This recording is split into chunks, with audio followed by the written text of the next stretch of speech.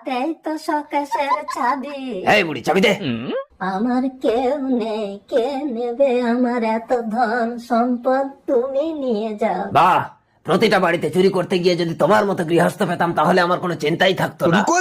আর কদিন বা বাঁচবো, তোমার যা ইচ্ছে তুমি নিয়ে যাও। ঠিক আছে, তুমি চুপ করে বসো, আমি সবকিছু নিয়ে যাচ্ছি। তুমি সব নিয়ে যাও, আগে একটা গল্প শোনো ডাকাত। আচ্ছা ঠাকুমা, আগে গল্প শোনাবে, শোনাও দেখি।